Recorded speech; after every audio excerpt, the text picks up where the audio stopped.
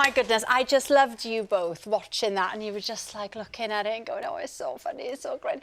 It's like, I don't know where to start. No. I saw it this afternoon. I know. I was in all sorts of a mess coming out of there. It's everything everybody wanted and more, right? But we can't say anything else. And the pair of us have been the same since we came out there, sitting round, poleaxed. You just feel that's the word, Larry, poleaxed. Great use the word poleaxed. The absolute ultimate emotional roller coaster. Yes. You know, you're up, you're down, you're on, you're standing. It's quite extraordinary. The most amazing piece of writing. Amazing. Yeah. They're so clever. And speaking of the clever writing, Joanna, I've got to ask you, when that script first landed at your lap, where were you? How long did it take you to read it? How did it make you feel after that first read? I was so excited because I was coming off the back of another job and I was in a service station waiting for a burger. Glamour. And I'd been waiting for the script, and suddenly I looked at my phone and it said, Gavin and Stacy read through script. And I thought, oh my gosh, I've got it on my phone. This thing that, you know, I looked around and I thought, so many people here would just love to see what's in this. Yeah. So I got my burger, got in the car, started eating the burger, and then just read it there and then on my phone, voice noting Ruth all the way through it, just going, oh, can't believe this, oh my gosh, just read this. And then I had to drive to the next service station so I didn't get a ticket, and then read the rest of it in the next service station.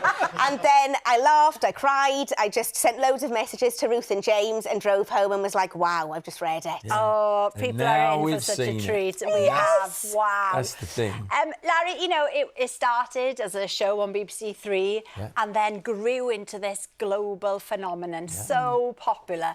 But you had a little niggle, didn't you? You knew when you started that there was something really special going on. Yeah, I mean, the thing is, it's like when you put the thing on the table, everybody sits around, the actors all sit around and read it until that moment it's you and the script. But then when everybody else reads it and you just feel the thing coming alive, and, you know, the problem with me is I'm the eternal optimist. So everything I'm in, I think is going to be a huge success, right? But this one certainly was something that was coming off that. And when people started to read it and were getting laughs from each other, that's right from the beginning. Special. Well, it's so lovely to watch you two watching yourselves, because you really are a fan of the writing as well as being in it yourself. Joanna, I've got to ask you, what was it about Stacey that made you fall in love with her like 17 years ago? I just opened this script and I thought, I know this person.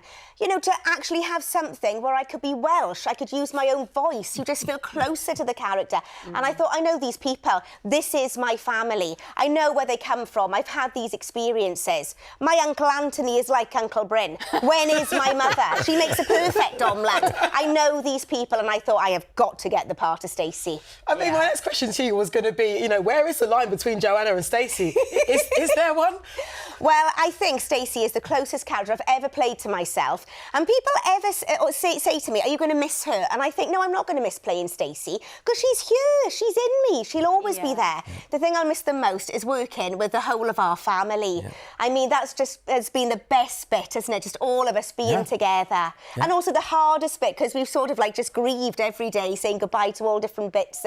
But yeah, no, Stacey will always be here. She is very, very close to me. Do you know, I don't even know how you managed to film those last scenes and sort of say goodbye to your characters and each other. We've talked about this, Larry, on a radio show we did about it.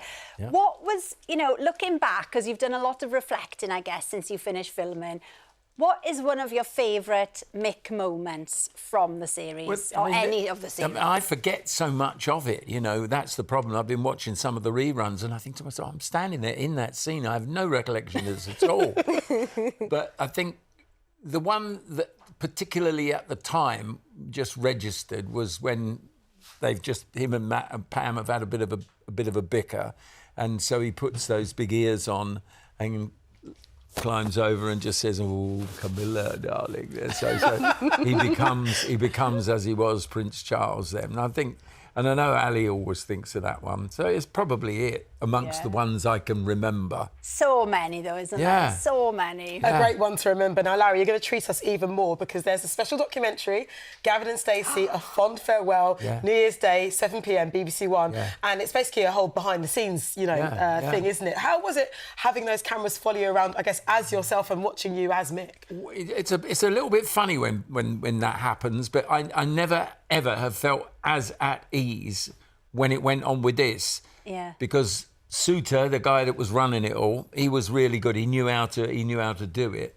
And so they lived with us. They were there. Oh my gosh, they were there all the time. All the time. You go into makeup, but normally it's just sort of, it's your little haven in makeup, but they'd be there, and you kind of got used to them after a while, didn't you? They were not intrusive at all. We won't be saying that when we see this on New Year's Day, and goodness knows what they've got from us. Can you imagine? You never know. I mean, I'm sure it'll be all right. It'll be lovely. It'll be fascinating to watch that. Yes. Yeah. And those little recollections. And it's lovely that there's stuff. another something, so it doesn't completely end on Christmas Day. There you go. But then there will be more of you as Joanna. Oh my gosh, yes. In January.